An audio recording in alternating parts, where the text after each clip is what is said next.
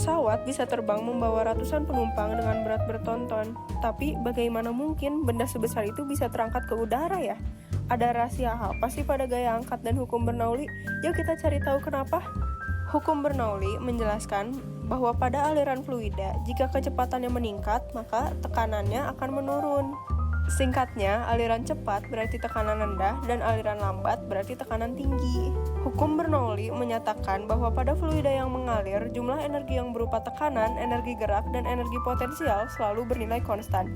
Rumusnya adalah P tambah setengah rho V kuadrat tambah rho GH sama dengan konstan.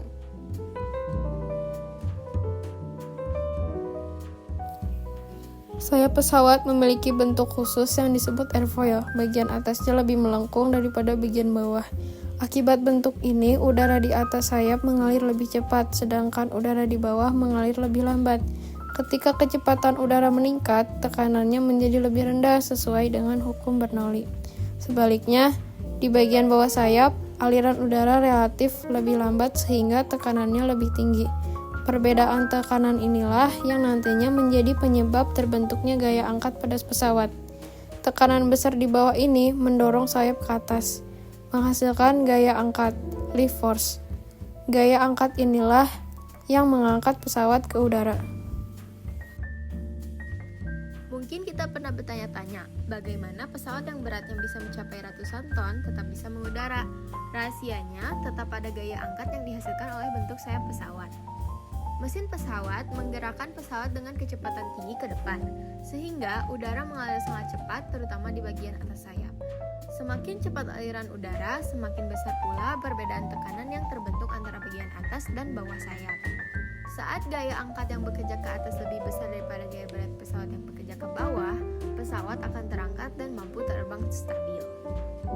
Selain itu, pesawat memiliki sayap yang luas, sehingga semakin banyak udara yang didorong ke bawah oleh sayap, semakin besar pula gaya angkat yang dihasilkan.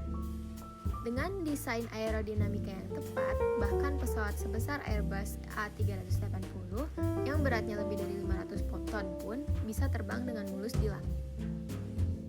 Coba ambil selembar kertas dan tiup bagian atasnya seperti Bapak ini. Aneh kan, kertasnya malah terangkat ke atas. Karena udara di atas kertas mengalir lebih cepat, jadi tekanannya lebih rendah yang mengakibatkan kertasnya terangkat. Ini contoh sederhana penerapan hukum Bernoulli. Berdasarkan penjelasan yang sudah kita pelajari tadi, kita bisa memahami bahwa kemampuan pesawat terbang sebenarnya bukanlah sesuatu yang ajaib, melainkan hasil penerapan prinsip fisika yang sangat penting, yaitu hukum Bernoulli.